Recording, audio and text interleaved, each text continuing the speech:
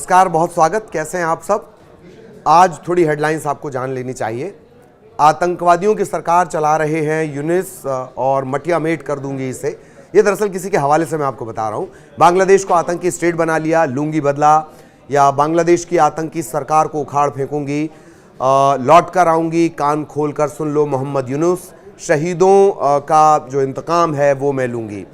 ये इस तरह की दरअसल हेडलाइंस बनी हैं। क्यों बनी हैं?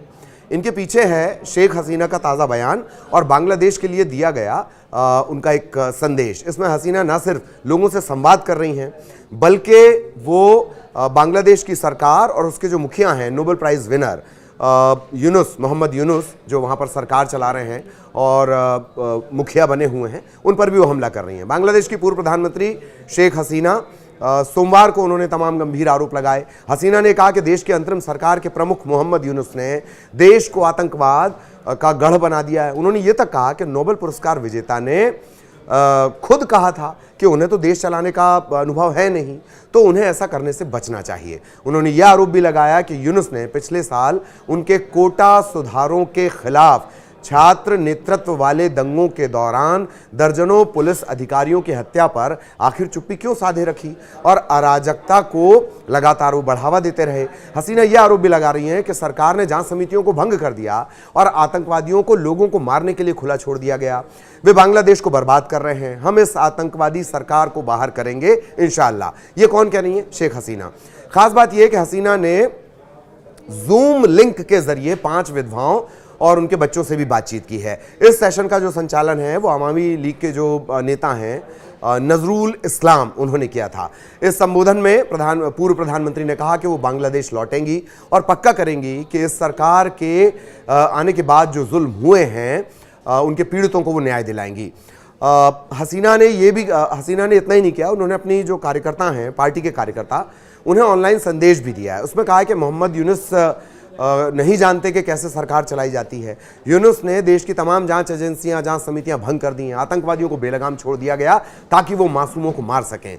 ये सरकार बांग्लादेश को बर्बाद करने में तुली हुई है। हम चुप नहीं बैठेंगे, आतंकवादियों की सरकार को हटाकर मानेंगे। ये तमाम बातें वो कह रही हैं और वो वापस लौटेंगी और ये उन्होंने दावा किया है। उन्होंने एक बार फिर से ये बात दोहराई है कि छात्र आंदोलन के दौरान जो मौत पुलिस की गोली से, जो पुलिस वालों की मौत हुई थी, छात्रों की जो मौत हुई थी, वो पुलिस की गोली से नहीं हुई थी। ये दरअसल आपको याद होगा, इतिहास को अगर ध्यान रखें तो बड़ा ये विवाद हुआ था और इसके बाद जो आंदोलन है वो उग्र और हिंसक होता चला गया। उनके इस दावे की जांच करवाई जा सकती है और ये सही निकलेंगे, वो ऐसा कह रही हैं। शेख हसीना का सीधा आरोप है कि आज यूनुस हिंसा करने वाले अपराधियों को बचा रहे हैं। छात्रों ने हिंसा शुरू की थी। इनके निशाने पर पुलिसकर्मियों के अलावा उनकी पार्टी अवामी लीग के कार्यकर्ता थे, बुद्धिजीवी थे, कलाकार थे। उनकी हत्याएं की गई हैं। हत्या की घटनाओं के शिकार हुए लोगों को यूनुस के राज में न्याय नहीं मिल रहा। एक और बड़ी महत्वपूर्ण बात, दंगों में बड़ी संख्या में पुलिसकर्मियों को निशाना बनाया गया। सिराजगंज में ही 12 से ज्यादा पुलिस वालों की हत्या कर दी गई, कुछ के शव जला दिए गए। शेख हसीना ने सोमवार को जिनसे बात की, उनमें मारे गए पुलिसकर्मियों की विधवाएं भी शामिल हैं। शेख हसीना ने कहा कि मैं लौटूंगी, पुलिसकर्मियों की मौत का बदला लूंगी। ये जो तमाम बातें उन्होंने कही हैं, इसके बाद बहुत सारे सवाल। 5 अगस्त का वो घटनाक्रम आपको याद होगा, भीड़ के चंगुल से बचकर वो निकली और बांग्लादेश के लोगों की वो सेवा कर सकें, इस तरह की बात वो कह रही हैं। उन्होंने ये भी कहा कि अल्लाह ने मुझे दूसरी ज़िंदगी दी है, उन्हें भरोसा है कि ये किसी कारण, जिस कारण से भी हुआ, पहले मारने की कोशिश भी हुई है, इन तमाम सवालों का वो जवाब भी देंगी और वो बच गई केवल फिर से लौटने के लिए। अल्लाह हम सबके साथ है। ये तमाम बातें उन्होंने कही हैं। अब वो ये सब बातें कह क्यों रही हैं? वो ये भी कह रही हैं कि आप धैर्य रखिए, मैं शहीदों के अपमान का बदला लूंगी। सवाल खड़े हो रहे हैं किस तरह से अवामी लीग बांग्लादेश से बाहर रहकर अपने कैडर को क्या रीएक्टिव कर रही है। ये रीएक्टिव करना क्या दिखाता है, थोड़ा सा इतिहास भी आपको बताएंगे।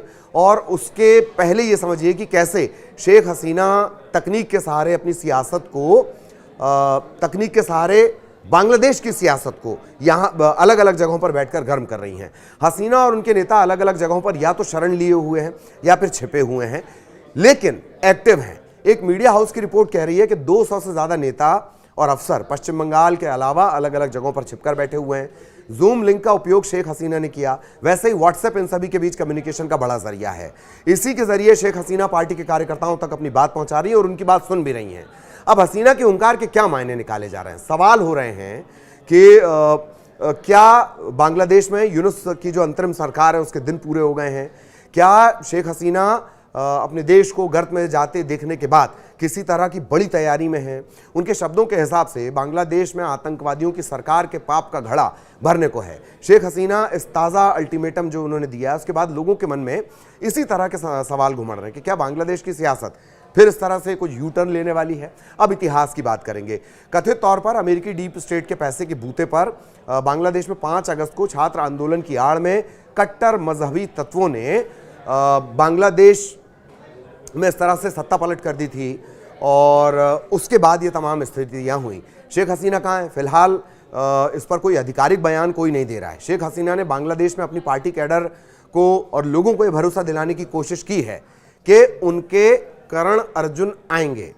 लोगों को ये भरोसा दिला रही। अब उनके करण अर्जुन आएंगे नहीं आएंगे ये तो तय नहीं है, लेकिन हम आपको ये वादा कर रहे हैं कि इस घटनाक्रम का हर अपडेट हम आप तक जरूर पहुंचाएंगे। क्या शेख हसीना जिस तरह का अल्टीमेटम दे रही हैं कुछ बड़ा, भीषण, भयंकर पड़ोस में फिर होने वाला है? इसी बड़े सवाल के साथ नमस्कार।